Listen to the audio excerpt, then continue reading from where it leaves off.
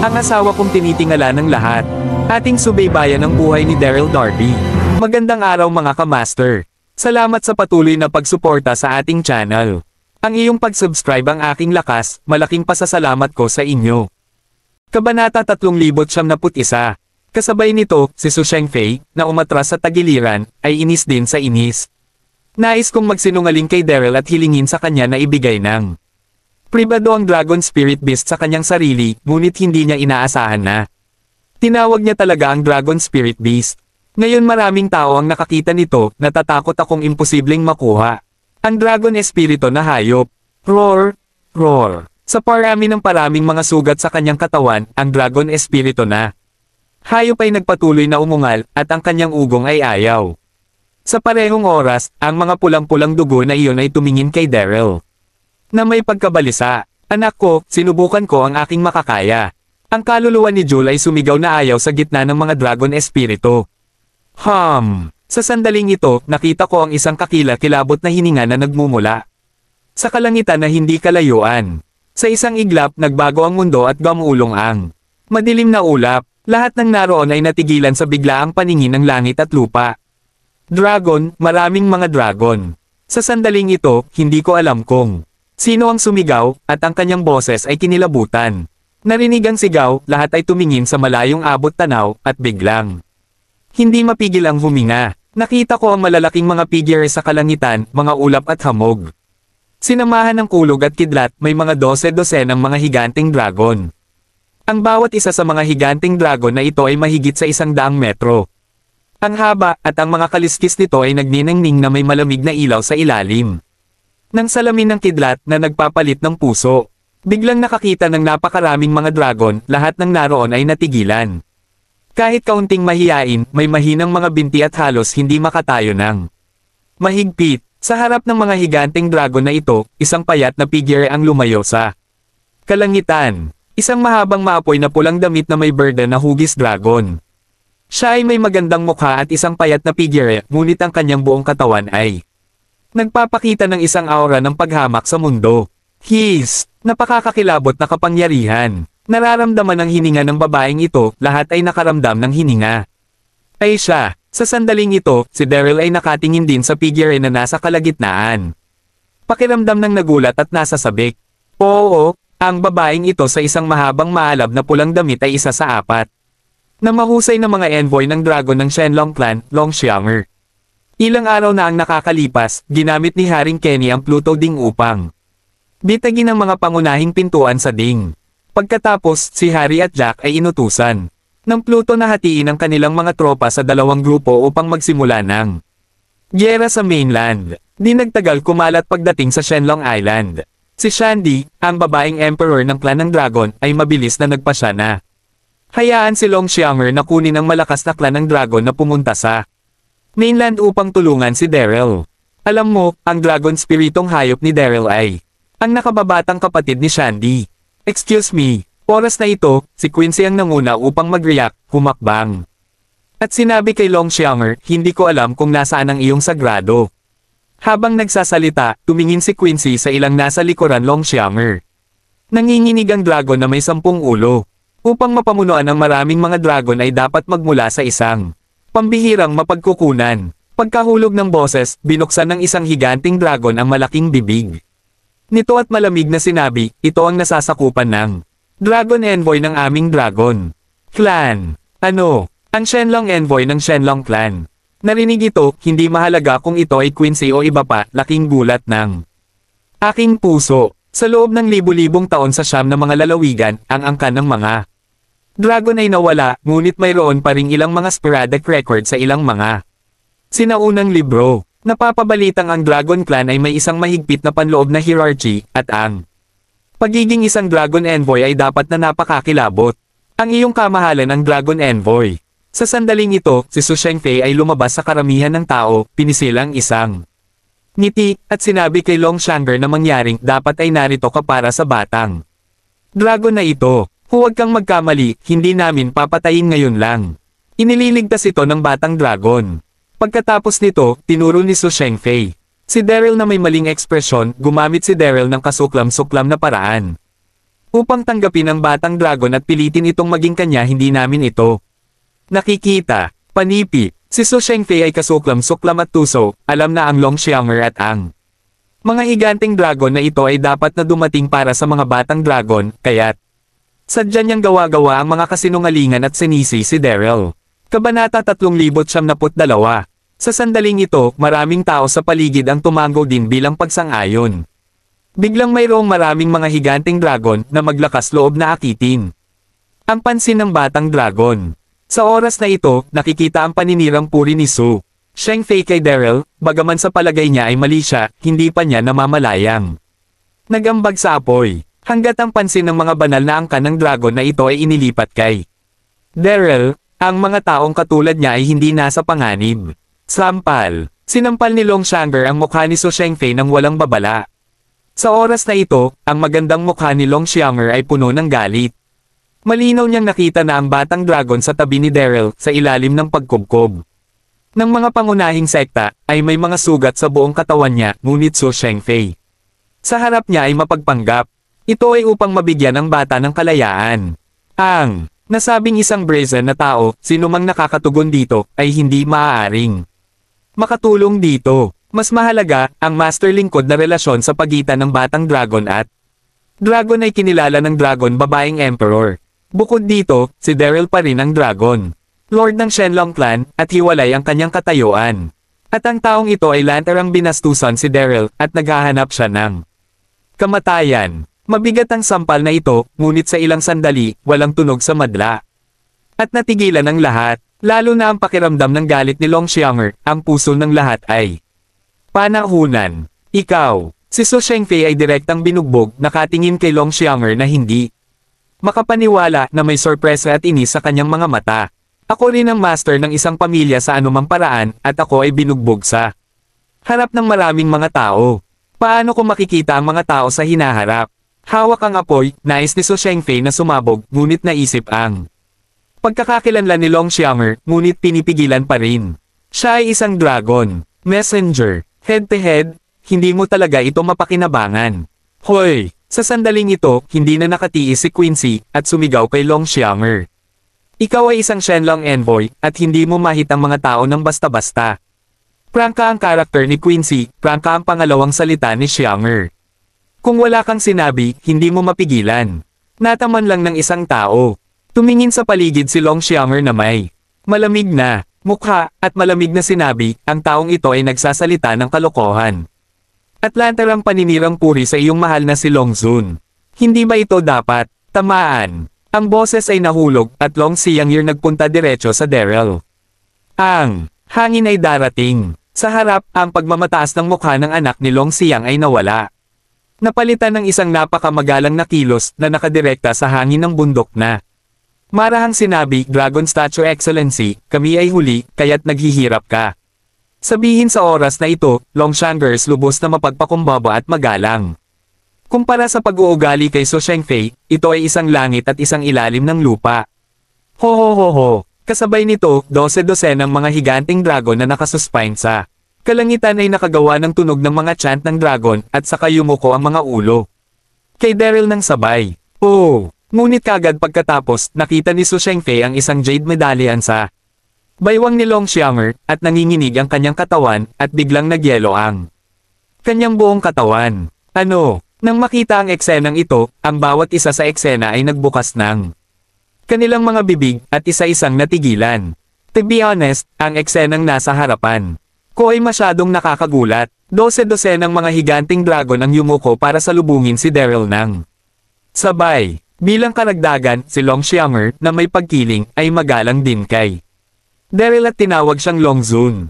Paano ito nangyari? Hindi ang mga dragon ay labis na ipinagmamalaki ng mga hayop. Mula pa noong sinaunang panahon, hindi pa sila nakayuko sa mga tao, ngunit sa oras na ito, ang mga higanteng dragon na ito ay napakumbaba at magalang kay Daryl. Bobo rin si Quincy. Sa sandaling ito, naramdaman niyang malambot ang kanyang mga binti, at hindi mapigilan ang pag-atras ng dalawang hakbang. Nakita niya na ang Longxianger sa harap niya at ang higanteng dragon sa gitna ng hangin ay labis na gumalang kay Daryl. Siya ay naging Dragon Lord ng Dragon Race. Tahimik, Para sa isang sandali, ang madla ay tahimik, at kahit isang karayom na nahulog ay maririnig ng malinaw. Si Su Shengfei ay ganap ding tanga. Nararamdaman lamang niya na mahina ang kanyang mga binti at hindi siya makatayo. Paano ito magaganap? Pinalitan ni Daryl ang kanyang katawan at naging Dragon Lord ng Dragon Clan, at siya pa rin ang paninirang puri sa kanya ngayon. Kabanata 3073. Ikaw. Paglipas ng ilang segundo, nagreaksyon si Su Shengfei, blanko ang titig. Kay Long Xianger, tumulo ang malamig na pawis. Malamig na tiningnan siya ni Long Xianger, ang dragon espiritong hayop ni Daryl ay kapatid ng ating babaeng emperor ng dragon. Ang relasyon ng dalagang alipin. Sa pagitan nila ay naaprubahan din ng ating babaeng emperor, ngunit nagsasalita ka ng kalokohan at paninirang puri kay Long Zun.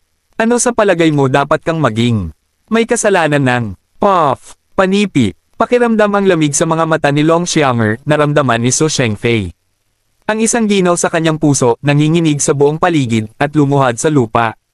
Bigla, ako, kinilabutan si Su Shengfei, at laking gulat ng kanyang puso. Tapos na, lumalabas na si Daryl at ang Dragon Clan ay malapit na magkaugnay. Hindi pagkakaunawaan, lahat ng hindi pagkakaunawaan, ang kalokohan ko. Halos umiiyak si Su Shengfei, at patuloy na nagpapaliwanag kay Long Xianger. Gayunpaman, si Long Xianger ay hindi man lang nagbigay ng pansin, ngunit magalang na sinabi kay Daryl, ang iyong kamahalan Long Zun, ang taong ito ay kasuklam-suklam at walang kahihiyan, paano ito haharapin? Ha! Huminga ng malalim si Daryl, hindi nagsalita, ngunit tumingin kay Saraat Andy sa tabi niya. Sa oras na ito, si Andy ay natamba ng walang malay ng palad ni Su Shengfei. At hindi pa siya nagising. Tungkol kay Sara, halos hindi siya nakatakas sa mga hawak ni Su Shengfei. Ngayon lang, sa pag-iisip nito, galit na galit si Daryl at malamig na sinabi, patayin mo siya. Nakakatuwa ang kanyang tono, walang puwang para makapagpahinga. Nang bumagsak ang boses, ang puso ni Su Shengfei ay nagulat, ang kanyang mukha ay mapatla agad, at siya ay naparalisa sa lupa ng takot. Si Su Shengfei sa oras na ito ay nagpapanik at nalungkot. Naisip niya na, matagumpay niyang na-frame si Daryl ngayon, at walang pagkakataon si Daryl na tumayo. Alam niya na ang sitwasyon ay hindi mahulaan at ang Shenlong Clan ay biglang dumating. Sectmaster Darby. Sa sandaling ito, lumuhad si Su Shengfei sa lupa. Hindi ka nakikinig kay Daryl, mali ako ay isang kasuklam-suklam na kontrabida. Ikaw ay isang malaking bilang ng mga may sapat na gulang, iligtas ang aking buhay. Ang iba sa paligid ay tahimik na tahimik, at wala sa kanila ang naglakas loob na umusad upang matulungan si Su Shengfei na magsalita. Pagkatapos ng lahat, ang momentum ng Long Xianger at 12 ng mga higanteng dragon ay masyadong malakas, at lahat ay hindi makahinga. Hehe. Sa pagkakaroon ng Su Shengfei ni nagmamakaawa para sa habag, Daryl. Expressionlessly sinabi ng walang bahala, palagi mo na nais na pumatay sa akin. Paano ko patawarin ka? Ako, Su Shengfei ni mukha flush, at ang kanyang katawan ay nanginig faintly. Napaka nag-fluster, halos kailangan kong umihi ng pantalon. Bigla, may naisip si Su Shengfei at sumigaw, Sectmaster Darby. Mapapatunayan ko na wala kang kasalanan. Ang talagang nilapastangan si Ye Jixin. Master ay ang White Horse, na sadyang nais na i-frame ka. Sinabi ito ni Su Shengfei. Ang kaguluhan ng ang mukha. Alam ni Su Shengfei na kung hindi niya alam ang sitwasyon bago siya, tiyak na mamamatay siya. Gayunpaman, wala ang puting kabayo, kaya't sasabihin niya ang nais niya. Paula. Narinig ito, nagulo ang madla. Ito ang White Palace Master. Hindi ko talaga inaasahan, hindi, kung gawa ito ng isang puting kabayo. Paano nalaman ni Su Shengfei? Kasabay nito, si Ye Jixin, na nakatayo sa dami ng tao, nanginginig at yumangay ang utak niya. Dumating ang talakayan ng lahat, nakasimangot si Daryl, ito pala ang aswang ng puting kabayo. Sa susunod na segundo, tinanong ni Daryl si Su Shengfei, alam mong malinaw. Kasabwat ka ba ng White Horse? Hindi. Paulit-ulit na umiling si Su Shengfei, na may malamig na pawis sa noo, at mabilis na tinanggihan, umaga noong panahong iyon, nakita ko ang puting kabayo na gumagala malapit sa silid ng Sectmaster Darby, palihim. Hindi ko masyadong iniisip, ito sa oras na iyon. Pagkatapos ng maingat na pagsasaalang-alang, nakita kong kainahinala ito. Ito, si Su Shengfei ay mukhang seryoso, ngunit nagpapanik sa kanyang puso. Siya at Beima ay nagkasabwat upang i-frame up si Daryl, talagang hindi ito Aaminin, ngayon hanggat ang lahat ay naitulak kay Bema, may pagkakataon siyang mabuhay. Kabanata 3074. Narinig ito, lalong naging malamig ang ekspresyon ni Daryl, kaya't nang masisiraan ako ng puting kabayo, sinadya mong itulak ang bangka sa tabi ng tubig. Nais mong hindi ako makalingon sa natitirang buhay ko. Nang sinabi niya ito, galit na galit ang puso ni Daryl. Hindi alintana kung ang Su Shengfei na ito ay nakipagsabuatan kay Bai Ma. Hindi siya dapat mapalaya ngayon. Ang mukha ni Su Shengfei ay namula, at hindi niya alam kung paano ito tatanggihan pansamantala. Patayin mo siya. Si Daryl ay tinatimad na magsalita ng kalokohan, at sinabi kay Long Xianger, ipatupad natin ito kaagad.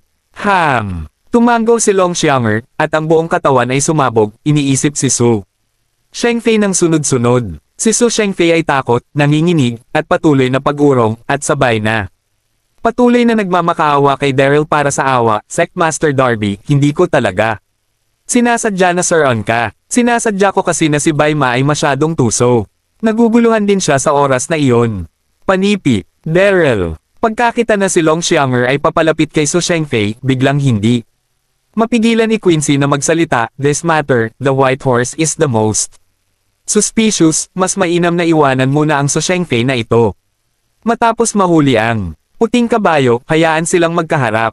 Sa isip ni Quincy, papatayin na ni Daryl ang kabilang partido dahil lang sa paninirang puri sa kanya ni Su Shengfei.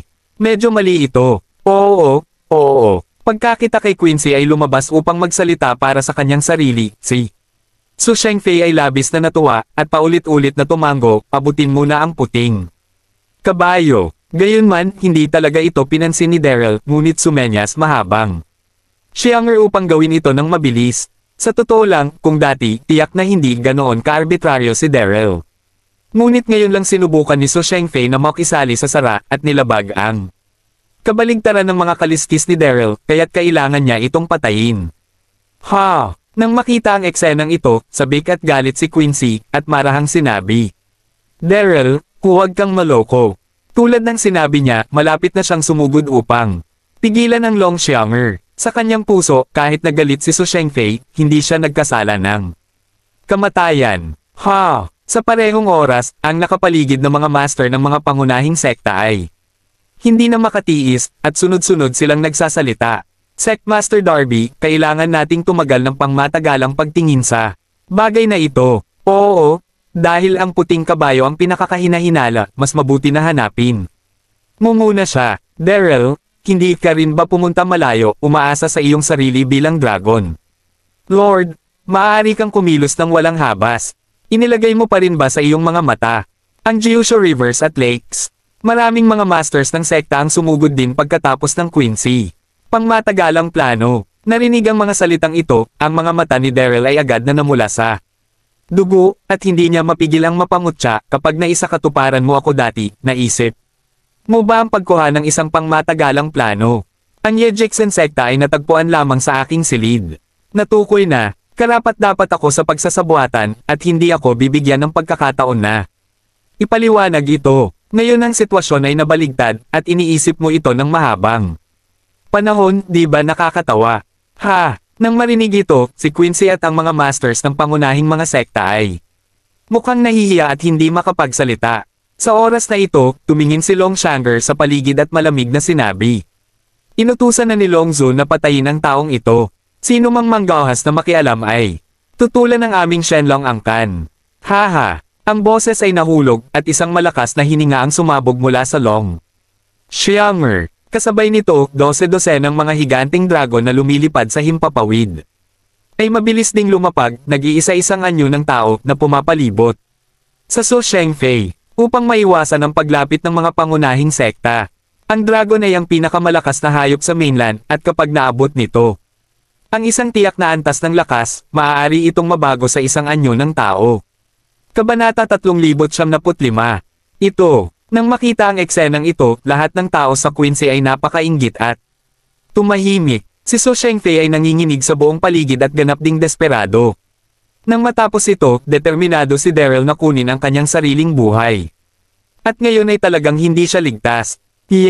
Sa sandaling ito, narinig ko ang tunog ng maayos na yapak sa kakahuyan na hindi kalayuan. Tila maraming tao. Sa maikling panahon, hindi mahalaga na si Daryl o Quincy, lahat ay sunod-sunod na tiningnan sila at lahat sila ay natigilan.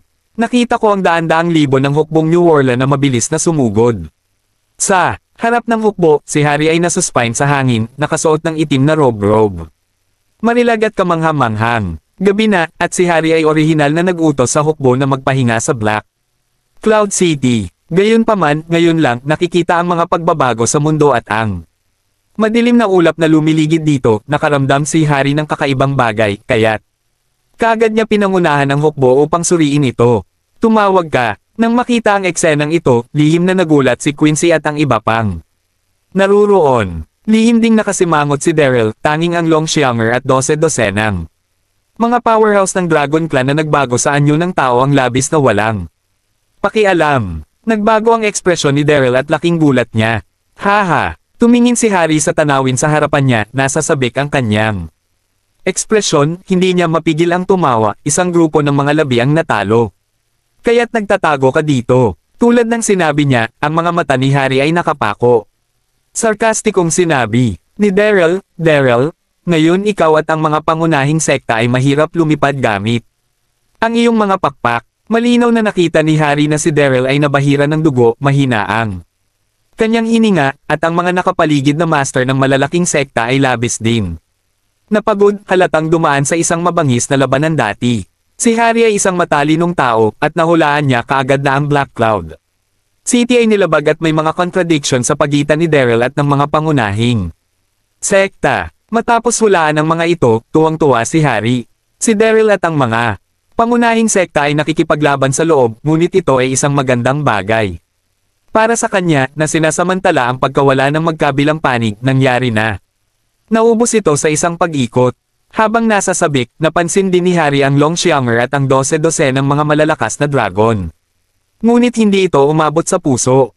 Nang makita ang tuwa sa mukha ni Harry, nagpanggap si Daryl na sobrang kalmado at hindi tumugon. Sa oras na ito, winagayway ni Harry ang kanyang kamay, at daan-daang libong mga tropa ang sumiksik upang palibutan ang karamihan. Iwanan na lang si Daryl, huwag pag-usapan ang iba pang pagpatay. Ilang malamig na salita ang nagmula sa bibig ni Harry. Naisip ito ni Harry, ang pagkakakilanlan ni Daryl ay pambihira, at dapat siya ay makuha ng buhay at itago para magamit sa hinaharap. Nang bumagsak ang boses, daan-daang libong mga tropa ang nagsunod-sunod ng mahabang mga kutsilyo at sinalakay ang mga tao sa Quincy. Lahat, huwag magpakalat at salubungin ang kalaban. Sumigaw si Quincy at nanguna upang salubungin ang kalaban. Hula! Galit na galit din ang mga Panginoon ng pangunahing sekta, at isa-isang sumabog ang kanilang panloob na puwersa, tinatanggap ang hukbo ng NW, at sa loob ng maikling panahon, sumiklab ang mabangis na labanan sa pagitan ng dalawang panig. Dahil sa utos ni Harry, walang panahon para sa mga sundalo na atakihin si Daryl sa ngayon, ngunit ang Longshanner at dose-dosen ng mga powerhouse ng Dragon Clan ay mahigpit pa ring binabantayan si Daryl. Sa ilalim ng mabangis na labanan, maraming mga maestro ng sekta ang nahulog sa isang pool ng dugo na may malubhang nasawi. Upang maparusahan si Daryl, ang mga maestro ng sekta ay natupok ng maraming panloob na enerhiya at nakaharap sa daan-daang libong mga apocalypses. Likas na hindi mapigilan ang hukbo. Nang makita na nasa ilalim ng kanyang kontrol ang sitwasyon, labis na ipinagmamalaki ni Harry at ngumiti kay Daryl. Daryl, ikaw ay nakatuon upang maging isang mahusay na bayani ng mainland. Ngayon, ganap kong tatanggalin ang mga sekta na ito sa harap mo, nang wala sila. Walang mga ilog at lawa ng Gyusho, nakikita ko kung paano mo mapanatili ang hustisya ng mga ilog at lawa. Pinag-uusapan ito, ang hari ay sumulyap kay Longshanner at dose-dosenang mga powerhouse ng Dragon Clan, ang kanyang mga mata ay puno ng paghamak. Sa mga mata ni Harry, ang Longshanner ay isang ordinaryong alagad lamang sa sekta, hindi mag-alala. Sa oras na ito, hindi alam ni Harry na hindi ang mga tao mula sa pangunahing mga sekta ang nagbantay kay Daryl, ngunit ang makapangyarihang angkan ng dragon. Nakikinig sa pangungutya ni Harry, walang ekspresyon sa mukha si Daryl. Ngunit lihim siyang balisa. Kabanata 376. Sumunod na segundo, ibinaling ni Daryl si Longshanner at sinabi, Longshanner, lumapit kayo at tumulong. Nakita ni Daryl na ang mga tao mula sa mga pangunahing sekta, parami ang mga nasawi, ayon sa ritmo na ito, mas mababa sa kalahating oras, ay ganap na mapupuksa ni Hari Longzun. Narinig ito, natigilan si Longshanger, saka kinagat ang labi at sinabing, "Pinatay ka lang ng pangkat ng mga tao ngayon, bakit mo sila tinutulungan?" Bukod dito, may panuntunan ng ating Dragon Clan na huwag lumahok.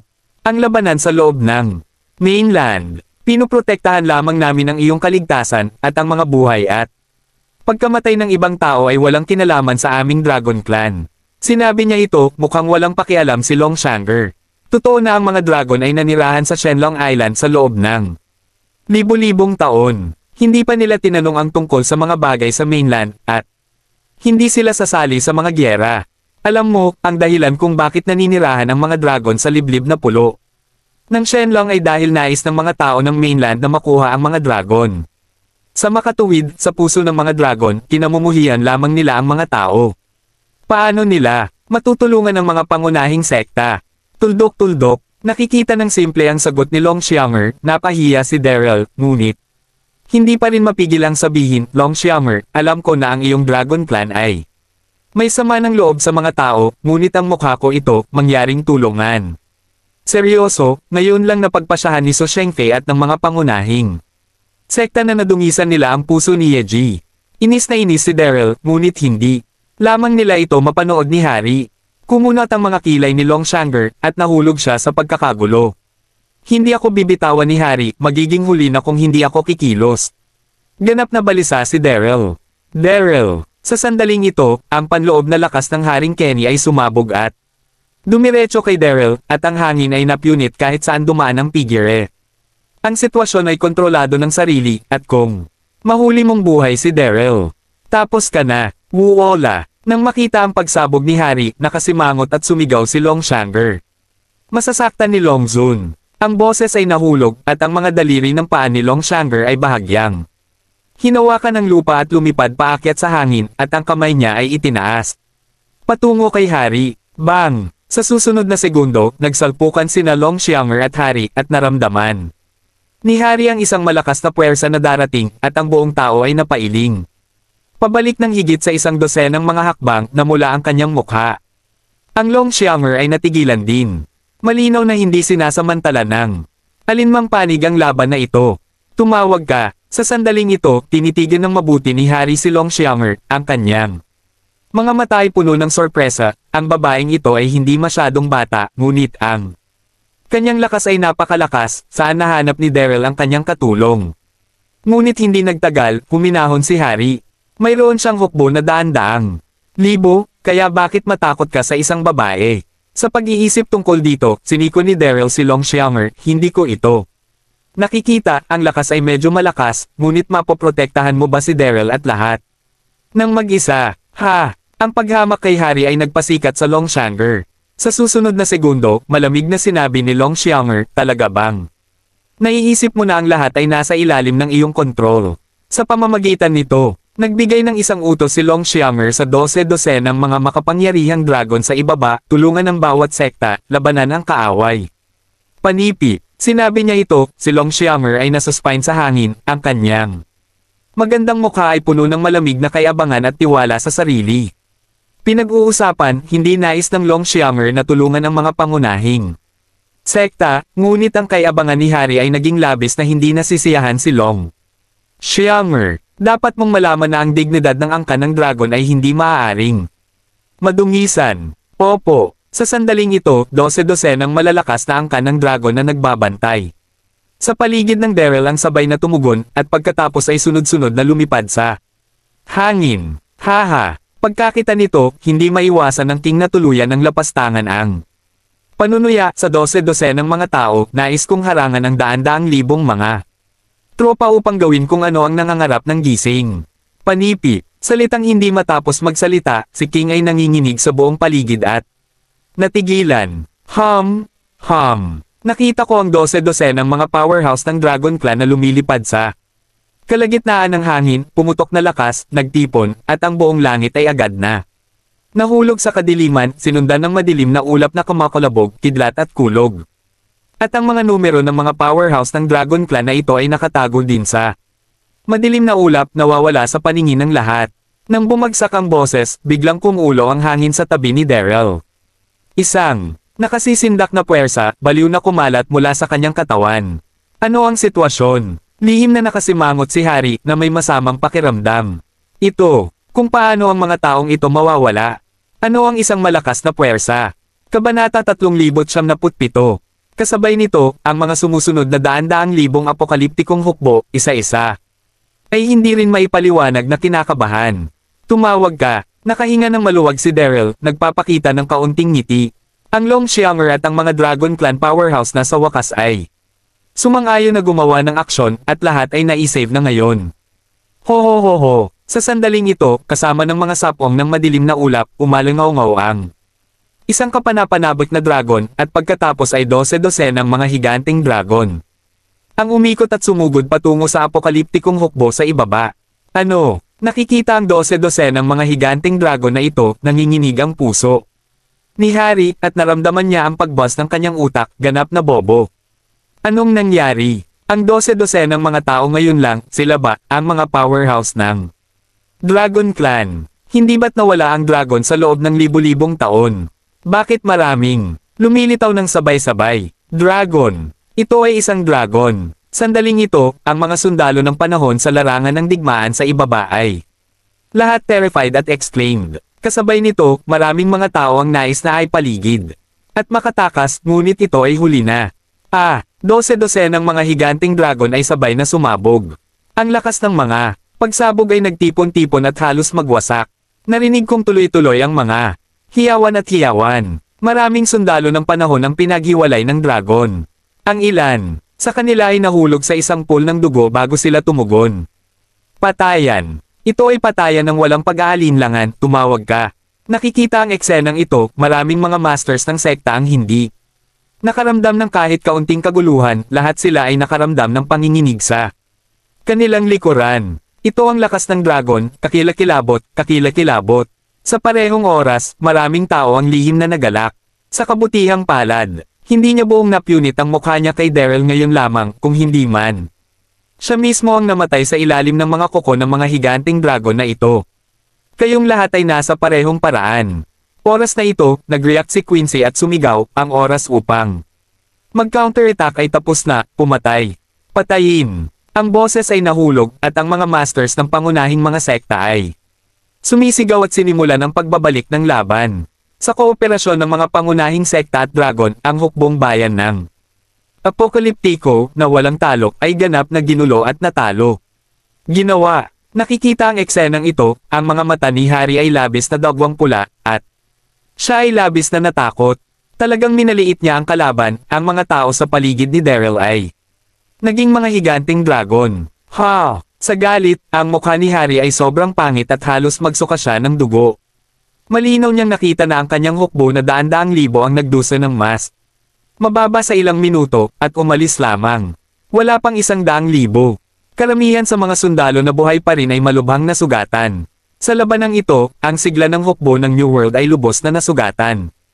Umatras. Bilasan mo. Sa wakas, nagreaksyon si Harry, ngumisi ang kanyang mga ngipin at umungal. At kasabay nito ay binigyan si Daryl ng isang mabangis na pagtingin.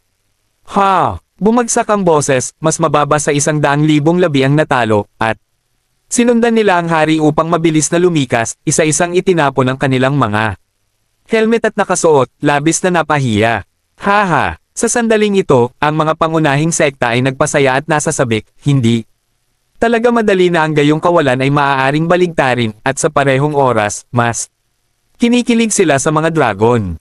Nagpakita rin ng bahagyang ngiti si Daryl.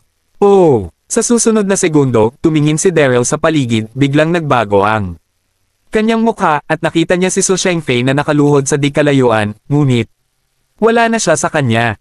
Malinaw na tumakas siya habang ang hari ay humihiwalay. Kabanata 3,098. Mabilis. Sa pagkabalisa, hindi mapigilan ni Daryl na sumigaw, tumakbo si Su Shengfei. Dinakip siya pabalik. Si Daryl mayroong isang saglit ng kadiliman sa harapan niya, at bigla siyang hamupa sa lupa. Sinaksak siya ng 2 beses dati at nawala ng sobrang dugo. Kahit na may isang malakas na panloob si Daryl, hindi niya ito matiis. Whoosh! Sa sandaling ito, ang maesla na katawan ni Longshanger ay kumislap. Mabilis na tumakbo at tinulungan si Daryl, masyado kang mahina, ang paggaling ay mahalaga, ang ganoong klaseng kasuklam-suklam na kontrabida, mabuhay siya ng ilang araw. Nang sinabi niya ito, mukhang seryoso si Longshanger. Kung ikukumpara sa paghuli kay Su Shengfei, ang kaligtasan ni Daryl ay mas mahalaga. Pagkatapos ng lahat, siya ang Dragon Lord ng Dragon Clan. Sa sandaling ito, si Sarah ay hindi naka-unlock at tumakbo ng mabilis, ang kanyang maesla na mukha ay puno ng pag-aalala, kapatid, kumusta ka? Phew! Huminga ng malalim si Daryl, ngumiti at inaliw, okay lang, hindi ka maaaring mamatay. Sa pamamagitan nito, tumingin si Daryl kay Andy na nasa coma pa rin, kumusta naman si brother? Andy, si Sarah ay samuri at sumagot, natapos lang ito, okay lang sa pansamantala. Narinig ito, agad na gamaan si Daryl. Daryl, sa oras na ito, lumakad si Quincy, puno ng hiya ang kanyang maeslan na mukha, bago ka namin, hindi maintindihan. Kasabay nito, ang iba pang mga sect master sa paligid ay napahiya din. Nagsasalita tungkol dito, kung si Longshanger ay hindi dumating sa oras, lahat ay pumatay kay Daryl nang hindi sinasadya at halos mapuksa ni Harry. Mapait na ngumiti si Daryl, ngunit hindi ito tumugon. Sa oras na ito, si Longshanger ay naglabas ng isang maalab na pulang tableta at iniabot kay Daryl, ito ang Dragon Spirit Pill ng ating Dragon Clan. Napakabisa nito sa paggamot ng mga pinsala. Kinuha ni Daryl ang tableta at hindi nag-isip at napalunok lang ito. Tumawag ka, sa maikling panahon, pagkatapos na lunukan ang Dragon Spirit Pill. Naramdaman lamang ni Daryl ang sakit ng sugat ng espada, at kaagad siyang gumaan, at unti-unting nakuhang muli ng kanyang buong katawan ang kanyang lakas. Nang makita na wala na sa panganib si Daryl, huminga ng maluwag si Longshanger, at pagkatapos ay tame time na sinabi, Longzun, ang sitwasyon sa mainland ay hindi matatag ngayon, bakit hindi mo kunin ang batang dragon at bumalik sa Shenlong Island kasama kami. Sa pamagitan nito, si Longshanger nakatingin sa batang dragon na nakahiga sa gilid, ang kanyang mga mata ay puno ng pagkabalisa. Ngayon lang, upang maprotektahan si Daryl, ang batang dragon ay natakpan ng mga sugat at dugo na tumutulo sa mga kaliskis nito. Bagaman walang pag-aalala sa buhay, ito ay sobrang mahina, at tatagal ng kahit ilang buwan upang makabawi. Ito. Nag-aalangan si Daryl at dahan daw ang sinabi, bueno, ibabalik mo ang dragon, marami akong dapat gawin, kaya't hindi ako sasama sa iyo. Bagaman ang panahon ng hukbo ng panahon ni Harry, natalo, at imposibleng magsimula ng gyera sa maikling panahon, ngunit mayroon pa ring Jack. Narinig ko na, sinakop na ni Jack ang residente ng Raksha Clan at papasok na sa mainland continent. Masasabing ang kasalukuyang mainland continent ay nasa gitna ng hangin at ulan, at sa kritikal na sandaling ito, hindi siya dapat umalis.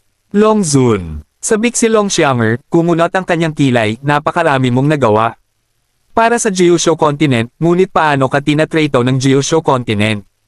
Ilan ang mga taong nais na palitan ka, kahit na nakakasama ng paninirang puri ng sitwasyon?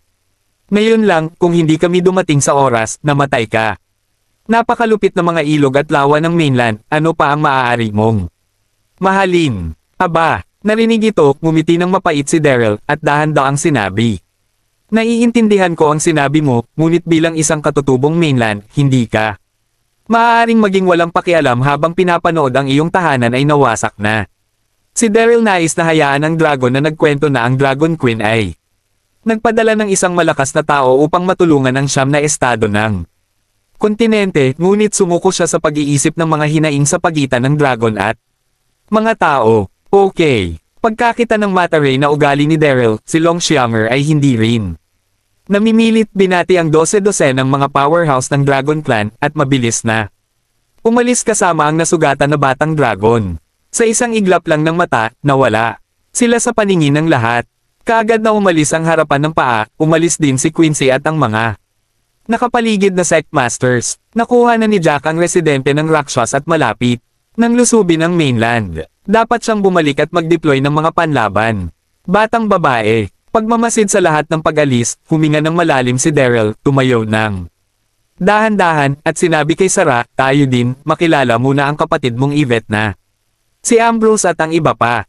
Matapos ng matagal na pagkakahiwalay, Yvette at Dax ay matagumpay na makakakuha ng kanilang lakas sa tulong ni Lu Dongbin. Kabanata 3099. Si Sarah ay tumugon, at dinala si Andy kasama si Daryl at umalis. Tuldok. Pagkaraan ng isang araw, ang lungsod ng imperyo ng South Cloud Continent. Sa upuan ng dragon sa bulwagan ng palasyo, ang emperador ay tahimik na. Nakaupo, nakadamit ng isang napakarilag na robe ng dragon na ipinapakita ng malinaw ang kanyang mahigpit na pagkatao, ang kanyang kilos, at ang kanyang buong katawan na napuno ng isang makapangyarihang kamahalan sa hari. Si Quincy ay tahimik na nakatayo sa tabi ng emperador, nakasuot ng isang lila at gintong damit na may bakas ng solemna sa kanyang magandang mukha. Sa magkabilang panig ng pangunahing bulwagan, daan-daang mga sibil at militar na opisyal ang nakatayo ng maayos na may seryosong pagpapahayag. Kahapon, pagkatapos na bumalik si Quincy sa Timog Cloud Continent, inulat niya ang detalye sa Queen. Masayang-masaya siya nang malaman na ang hukbo ni Hari ng daan-daang libo ay natalo, ngunit hindi niya ito gaanong kinuha, sapagkat ito ay 2 oras lamang ang nakalilipas. May balita na pinangunahan ni Jack ang isang hukbo na halos 1 milyong pagkamatay na nagtitipon sa hangganan ng South Cloud at maaaring maglunsad ng isang opensiba anumang oras. Sa oras na ito, ipinatawag ng Reyna ang daan-daang mga opisyal ng sibil at militar upang talakayin kung paano labanan si Jack. Mahal ko, sa sandaling ito, ang Reyna ay tumingin sa paligid, ang kanyang pulang labi ay bahagyang bumukas, at sinabi niya ng mahina, ang hukbo ng kamatayan ni Jack ay hindi maliit na bagay. Ano ang kailangan mong mag-urong mula sa kalaban? Ang tinig ay hindi malakas, ngunit kumalat ito sa buong kabuuan main hall. Napakalambot ng kanyang boses, ngunit nagbibigay ito sa mga tao ng isang uri ng kamahalan na hindi maaaring malapastangan. Nang bumagsak ang boses, biglang sumiklab ang mga ministro ng pagkakaroon ng sibil at militar sa maiinit na talakayan. Ang ilan ay nagtataguyod ng proactive na pagkakasala, habang ang iba ay nagmumungkahi ng pagtatanggol. Sa isang panahon, lahat ng mga opisyal ng sibil at militar ay mayroong sariling salita at hindi mabubuksan ang mga hindi pagkakaunawaan. Nang makita ito, sumimangot ang emperador at napakainis. Bigla na lang kuminig ng konti ang katawan ng emperador, yumuko ang kanyang payat na baywang at umatras ulit siya ng ilang beses. Ang maganda niyang mukha ay nagbunyag ng bakas ng sakit. Emperor Sister, ano ang problema mo? Kamahalan, magmadali ka at kumuha ng doktor. Pagkakita sa eksenang ito, kung ito ay si Quincy o ang ministro ng presensya ng sibil at militar, lahat sila ay nagulat at napasigaw. Kaagad pagkatapos, may tumawag sa emperador na doktor. Ang empress sa oras na ito ay lihim ding nalilito. Anong nangyari? Okay lang ngayon, bakit bigla kang may sakit?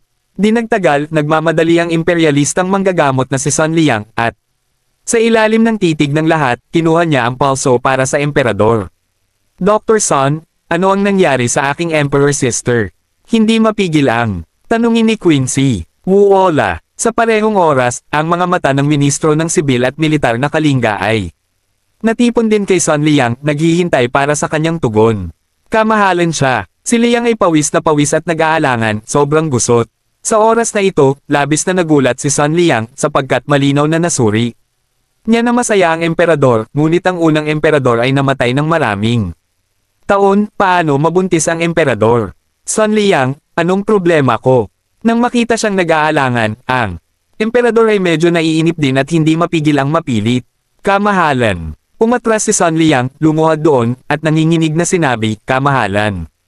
Masaya ka. Ano? Narinig ito, kung ito man ay Quincy o mga sibil at militar na opisyal na naruroon, lahat sila ay nabigla at ganap na natigilan. Nanginginig din ang emperador, iniisip na mali ang narinig niya. Sun Liang. Sa wakas, nag-react si Quincy at sinigawan si Sun Liang, anong kalokohan? Ang iyong pinag-uusapan. Paano magiging masaya ang emperador pagkamatay ng unang emperador sa loob ng ilang taon? Kabanata 3100. Pakiramdam ng galit ni Quincy, pawis na pawis si Sun Liang, halos umiiyak. Huminahon ng prinsesa, gaano katapangan ang pag-uusap ng iyong mga nasasakupang walang kabuluhan. Ang tintig ng puso ng iyong kamahalan ay madalas na tumibok.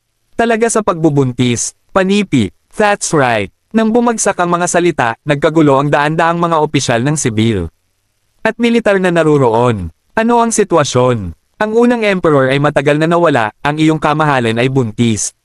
Hush! Panatilihin ang iyong boses. Sa sandaling ito, ang emperador ay nanginginig din sa kanyang magandang mukha, nang walang kamahalan ng nakaraan, ngunit puno ng pag-aalinlangan at pagkalito. Matapos ang pagkamatay ni Emperor Xian, patuloy niyang binabantayan ang kanyang sarili tulad ng isang jade, paano siya mabubuntis ng isang bata.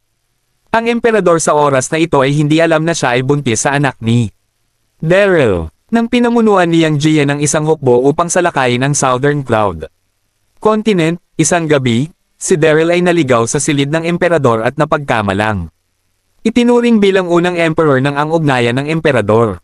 At isang buwan lamang ang nakakalipas, nagkataon, si Daryl ay nagkaroon ng isa pang gabi ng init sa emperador, at sa oras na ito na ang emperador ay buntis ng isang bata. Tahimik. Ilang sandali, sa loob ng hall, nakakagulat na tahimik ito. Haha! Sa wakas, sa daan-daang mga opisyal ng sibil at militar, isang mabubuting tao ang dahan-daang lumabas, nakatingin sa emperador na may ngiti ngunit isang ngiti. Kamahalan, hindi mo ba ipaliwanag? Ang taong ito ay nasa 30, nakasuot ng isang lila at gintong nakasuot.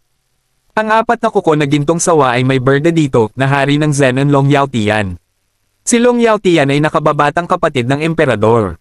Noong nabubuhay pa ang emperor, espesyal na hinirang niya ang hari ng Zenon at binantayan ng mga hangganan ng South Cloud Continent. Sa itaas, maihahambing ito sa Quincy. Nang namatay ang unang emperor, si Long Yaotian ay nagkaroon ng pagkakataong manahin ang trono, ngunit siya ay nasa hangganan sa oras na iyon, kaya siya ay sinamantala ng emperador. Sa makatuwid, sa puso ni Long Yaotian, palagi siyang hindi nasisiyahan sa emperador, at nais na bawiin ang trono sa lahat ng oras. Sa oras na ito, nakikita ang emperador na hindi maipaliwanag na masaya, alam niya na darating ang pagkakataon. Long Yaotian. Sa sandaling ito, nag-react ang emperador at malamig na tumingin kay Long Yaotian. Ano ang ibig mong sabihin? Ano ang ibig mong sabihin? Sumulong si Long Yaotian, nakakagulat, ang unang emperor ay pumanaw, maraming taon, ngunit ikaw sa pagbubuntis, ito ay simpleng kalapastanganan laban sa pamilya ng hari. Para sa isang babaeng kagaya mo na walang kahihiyan, anong mga kwalifikasyon ang kailangan mong maging isang reyna? Hindi ko na kailangang sabihin pa tungkol sa sitwasyon sa harap mo. Ukitin ang mga pangalan mo at Zubaji. Hoy! Ang mga salita ay nahulog, ang mga mata ng mga nakapaligid na opisyal ay natipon sa reyna. Bigla, at ang mga mata ay napuno ng mga komplikado sa halip na nakaraang takot. Sapagkat tama si Long Yaotian na ang reyna ay pinuno ng Southern Cloud Continent. Kumakatawan sa imahe ng buong South Cloud Continent, ngayon ay buntis ng isang sanggol at buntis. Kung maipasa ito, ang pamilyang imperyo ng South Cloud ay magiging tawa ng mainland. Pagkatapos, maraming opisyal ng sibil at militar ang hindi mapigil ang ulong. Pinag-uusapan dito. Hindi ko inaasahan na ang queen na hinahangaan ko ay isang babaeng iyon. Hoy, kung tutuusin, siya ay isang babae din, pabayaan, ang unang emperor ay namatay sa maraming taon. Iyon ang nasabi, kailangang maunawaan, ngunit buntis ako, ito. Pakikinig sa talakayan sa paligid, nahihiya at nagalit ang reyna, ngunit hindi niya alam kung paano siya pag-alitan. Si Quincy sa tabi niya, na may maesla na mukha, ay sobrang kapangit din. Haha, nakikita ang eksenang ito, lihim na ipinagmamalaki ni Long Yaotian, at kaagad na tumitig sa emperador, malamig na sinabi, sabihin, sino ang taong ganid na nakikipagtalik sa iyo? Ikaw. Bumagsak ang boses, ang empress ang katawan nanginginig at wala sa galit. Itinuro ni kay Long Yaotian, Long Yaotian, mayabang ka. Kabanata 3101. Ang kanyang sariling kamanghamanghang Queen South Cloud, sa harap ng maraming mga tao, ay tinanong ni Long Yaotian, saan niya dapat ilagay ang kanyang mukha. Kahit na mas masahol pa, sinabi niya talaga na nakikipagtalik siya sa isang ligaw na tao, hindi. Ito matiis. Nararamdaman ng galit ng reyna, ang ekspresyon ni Long Yaotian ay walang takot at ang kanyang ekspresyon ay hindi nagbago. Tumawag ka. Nakikita ang eksenang ito, ang daan-daang mga opisyal ng sibil at militar sa paligid ay hindi naglakas loob na magpakita. Ang isa ay ang kanyang kamahalan, na pumipigil sa mundo, at ang isa ay ang hari ng Zenon, na may kontrol sa militar. Ni sa dalawang taong ito ay hindi naglakas loob na magalit. Para sa isang habang, ang kapaligiran sa buong lihim na silid ay tila lubos na solemn na Long Yao Day. Sa puntong ito, ang dragon ng kasunod na libong mga salita ay hindi maaaring na nakadirekta sa Long Yao na araw na sinabi niya, "Hello, matapang na anak," at ang kanyang kamahalan ay naglakas loob na magsalita, "Nais mong maghimagsik." Sinabi totoo oo, ang mga bagay na nasa harap niya ay gumawa din ng Quincy na walang pagtatanggol, ngunit siya at ang mga kapatid na Reyna ay lubos na nagmamahal. Kahit na nagkamali ang Reyna, dapat niyang bigyan siya ng buong suporta at huwag hayaan ang iba na manakot. Hehe. Nakaharap sa saway ni Quincy, huminahon ng mahina si Long Yao Tian, "Hindi. May tago ng mukha niya ang paghamak, Quincy, hindi mo ako tinuturo ng mga daliri. Nililigawan ng iyong kapatid ang isang lalaki, buntis ng mga ligaw na species, at itinapon ng maharlik ang pamilya mukha, batang ito, magsasagawa ako ng isang masusing pagsisiyasat sa huli." Sinabi Long Yao Day huminga ng malalim, masyadong tamad na kalokohan. Malamig na itinuro sa Queen, ngayon ang bagay, dapat maging magandang palabas. Ikaw.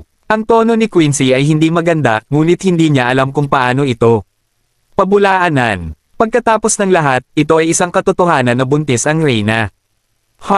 Sa oras na ito, ang mga opisyal ng sibil at militar sa bulwagan ay tumingin muli sa Reyna. Tumawag ka. Nakaharap sa mga mata ng lahat, mahigpit na kinagat ng Reyna ang kanyang labi. Halos kumagat ng dugo, at dahan-daang sinabi, "Wala pa akong nagawa upang humingi ng paumanhin sa unang emperador.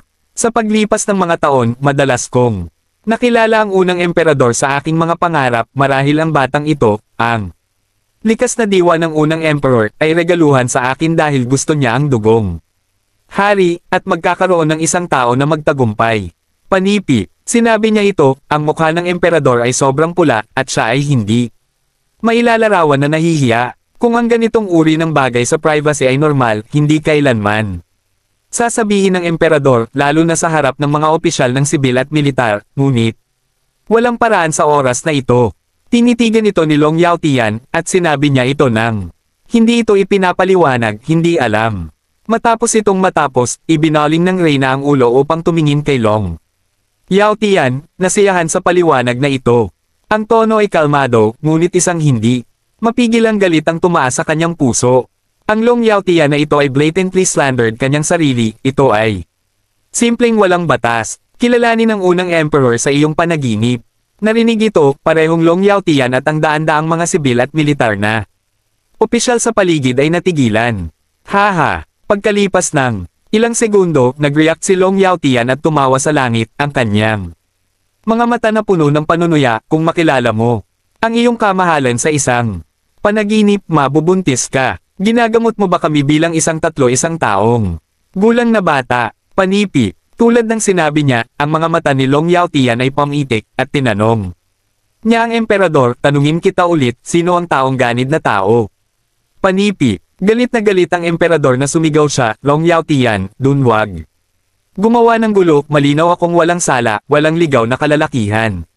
Panipi, mabuti. Panipi, si Long Yao Tian ay nanunuya at malamig na sinabi, "Kung ito ang kaso, pagkatapos ay huwag mo akong sisihin sa hindi kita pagbibigay ng pagkakataon."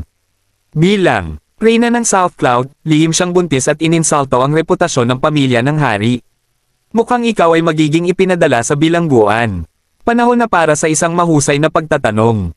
Tulad ng sinabi niya, si Long Yao Tian ay tumingin sa paligid ng madla, at ang kanyang malamig na tinig ay kumalat sa buong hall. Ako, si Long Yao Tian, ay ipinapahayag bilang hari ng Zenan na ang Reyna ay walang kahihiyan, nakikipagtalik sa isang ligaw na tao, at buntis. Talagang isang kahihiyan sa hari na mapahiya ang unang emperador. Lahat kayo ay pinapabore ng unang emperador. Dapat mong suportahan ang haring ito upang linisin ang pamilya ng hari upang mapanood at makinig ka. Panipi, ang huling pangungusap ay nahulog at isang malakas na hininga ang sumabog mula sa Long Yao Tian at tinangay ang madla. Kabanata 3102. Wow! Bumagsak ang boses, at ang mga nakapaligid na milyon-milyong sibil at militar ay tumango bilang pagsang-ayon. Oo, ang mga ganoong bagay na nakakainsulto sa pamilya ng hari ay dapat na maimbestigahan ng mabuti. Kung hindi mo masyadong mahal ang iyong sarili, paano ka magiging karapat-dapat na maging isang Reyna? Susuportahan ko ang Haring Zenan. Sa ilalim ng ang kasunduan, walang sino man ang nakiramay sa reyna, isang paghamak ang sumilaw sa kanyang mga mata. Ikaw, sa sandaling ito, nanginginig ang katawan ng emperador, at tinuro ni Quincy. Kay Long Yaotian, galit na walang imak. Ang Long Yaotian na ito ay naging mas mapangahas, at lantaran niyang niligawan ng daan-daang mga opisyal upang labanan siya. Malinaw na ito ay isang paghihimagsik. Long Yaotian. Sa sandaling ito, hindi ito lubos na mapigilan ni Quincy, at sumigaw siya. Ikaw ay matapang, walang respeto sa emperador, at nais mong maghimagsik ng hayagan. Narito ako ngayon, ayaw mo ba upang saktan ang aking emperor? Isang buhok, ang boses ay nahulog, ang mesla na katawan ni Quincy ay nag-flash. Nakakapit ng isang mahabang tibak, at dumidiretso patungo sa Long Yaotian. Tumawag ka. Nang makita ang eksenang ito, daan-daang mga sibil at militar na opisyal sa paligid, mabilis na umatras. Ang lakas ni Quincy ay malakas, at lahat ng naruroon ay napakalinaw. Sa oras na ito, nakikita siyang lumipat, lahat sila ay naiinggit, natatakot na masubitan ng hindi sinasadya. Haha! Pagkakita ng pagsabog ni Quincy, si Long Yaotian ay hindi nagpanik sa lahat, ngunit medyo hindi masabi ang kaguluhan. Quincy, ang iba ay natatakot sa iyo, hindi ako natatakot sa iyo, sinasabi ko sa iyo, pinasyahan ng iyong mga kapatid na babae ang tapos na ang panahon ng Southern Cloud Continent. Panipi, flick, nang bumagsak ang boses, lumakas ang panloob na lakas ni Long Yaotian, isang mahabang kutsilyo ang mahigpit na nakahawak sa mga kamay, at binati niya kaagad. Dang! Sa susunod na segundo, nagsalpukan ang mga espada, at naririnig ng lahat ang isang panginginig. Nanginig ang buong bulwagan. Pagkatapos, nakita nilang nanginginig ang katawan ni Quincy, at ang buong tao ay napailing pabalik ng higit sa isang dosenang mga hakbang, at ang mukha niya ay mapatla. Pinag-uusapan ito kung talagang nakikipaglaban ka ng mag-isa, si Long Yaotian ay hindi kalaban ni Quincy, ngunit upang may pagtanggol ang Black Cloud City. Nasugatan si Quincy. Bumalik siya sa South Cloud Imperial City kahapon sa kabila ng pagkuha ng Royal Elixir. Hindi pa ganap nakabawi ngayon. Ngunit sa oras na ito, nakaharap sa Long Yaotian sa kanyang rurok na estado. Natural na hindi niya siya mapigilan. Ito, nakikita ang eksenang ito, ang mga nakapaligid na opisyal ng sibil at militar ay nagulat. Ang hari ng Zenan ay nagbabantay sa hangganan sa loob ng maraming taon at bihirang bumalik sa lungsod ng imperyo. Hindi niya inaasahan ang kanyang lakas na maging napakalakas, at natalo niya ang Quincy sa isang paglipat lamang. Emperor Sister. Sa oras na ito, ang emperador ay nagulat at nagalit, hawak ang kamay ni Quincy. Ang kanyang magandang mukha ay puno ng pag-aalala, kumusta ka? Siya at ang mga kapatid na si Quincy ay lubos na nagmamahal, at ngayon ako kita mo si Long. Sinaktan ni Yaotian ang kanyang kapatid na babae, at biglang nagalit. Umiling si Quincy at sinabi na okay lang siya, ngunit ang mga mata niya ay matitig pa rin na nakatitig kay Long Yaotian. Long Yaotian. Ang reyna ay tumingin kay Long Yaotian ng mahigpit, at sumigaw, mula nang ako ay naging isang reyna, hindi ka kumbinsido sa iyong puso. Napakarami mong nasabi, hindi mo lang ba nais makuha ang trono? Okay, titignan kita. Mayroon ka bang kakayahan na ito? Gotcha. Panipi. Ang boses ay nahulog, sinamahan ng isang malutong na tunog, at isang jade sword ang lumitaw sa mga kamay ng emperador. Nakita ko na ang jade sword na ito ay masilaw at translucent, gawa sa dekalidad na puting jade, napakahusay at hindi mabibili ng salapi. Ang jade sword na ito ay isang red along ibinigay ng unang emperador sa emperador noon. Isinuot ito ng emperador malapit sa kanyang katawan at nag-aatubili. Nailabas ito. Nakaharap sa pagiging agresibo ni Long Yaotian ngayon, hindi ito mapigilan ng emperador. Emperor Sister, tutulungan kita. Sa oras na ito, si Quincy, na nagpapahinga, ay sumigaw ng malumanay. Naikuyom ang mahabang tibak, at lumipad sa panig ng reyna upang labanan si Long Yaotian. Hindi mapigilan ang espiritu ng pakikipaglaban. Ha! Nakikita ang eksenang ito, ang daan-daang mga opisyal ng sibil at militar sa bulwagan ay nagulat, at sa parehong oras, maraming mga mata ang natipon sa emperador. At mga kapatid na babae ng Quincy Kabanata 3103. Ang emperador at Quincy, ang mga kapatid na babae, hindi lamang marangal, kundi pati na rin ang pinakamahusay na mga kagandahan sa mainland. Sa oras na ito, nakikipaglaban sila laban kay Long Yaotian sa kalagitnaan. Ang perpekto figure ay nagsiwalat paggawa ng sibil at militar na mga opisyal sa bulwagan Kalugan ang kanilang mga puso. Ang sitwasyon ng labanan ay naging mas at mas mabangis at ang tatlong mga numero ay kinunan mula sa hall hanggang sa labas at ang marahas na aura ay nag-iigting na naging sanhi ng pagbaluktot ng hangin. Ang dalawang magkapatid ay konektado at nakikipagtulungan sa isa't isa ng walang kabuluhan at si Long Yaotian ay unti-unting hindi nagawa ang nais niya. Wow! Narinig ang kilusan, nagmamadali din ang mga bantay sa lungsod ng imperyo. Ang pinuno, nakasuot ng pilak na nakasuot at marilag, ang commander ng mga gwardya. Si Duan Pong. Tumawag ka. Nakikita ang pagdating ni Duan Pong kasama ang kanyang mga gwardya, ang emperador at si Quincy ay labis na nasiyahan. Bagaman nagtambal ang mga kapatid na babae upang sugpuin si Long Yaotian. Mahirap sabihin na natalo siya ng ilang sandali ni Long Yaotian kung tinulungan siya ni Duan Pong, maaari niyang ganap na makontrol ang sitwasyon. Duan Pong. Sa kagalakan, ang emperador ay sumigaw kay Duan Pengjiao, si Long Yaotian ay bukas na naghimagsik at agad na kinuha siya. Gayunpaman, si Duan Pong ay nakatayo roon na hindi gumagawa ng anuman.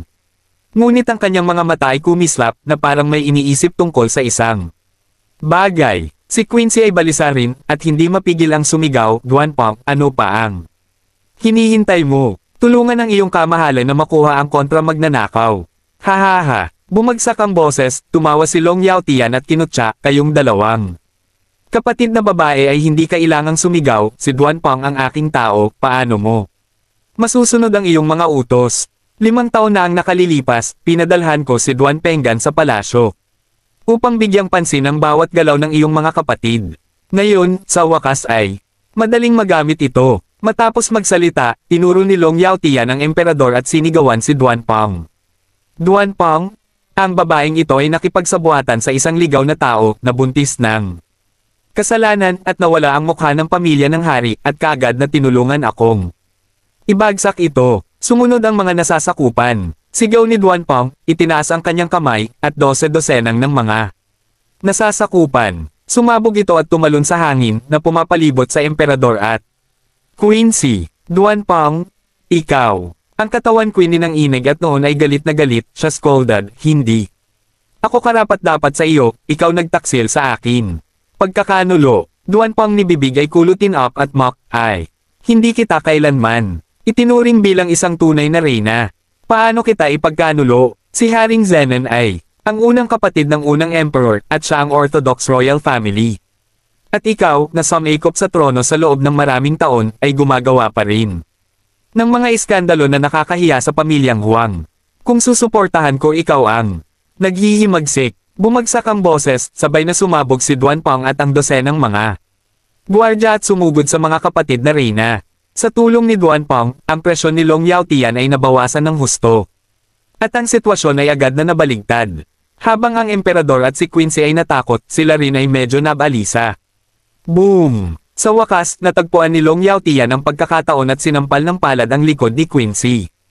Napakabilis ng palad na ito kaya't hindi lubos na nakasagot si Quincy. Nagulat ang kanyang katawan at ang kanyang buong tao ay tulad ng isang saranggola na may putol na linya at lumipad ng diretso paglabas ko, lumipad ako ng 12-dosenang metro ang layo at nagsuka ng maraming mga bibig ng dugo.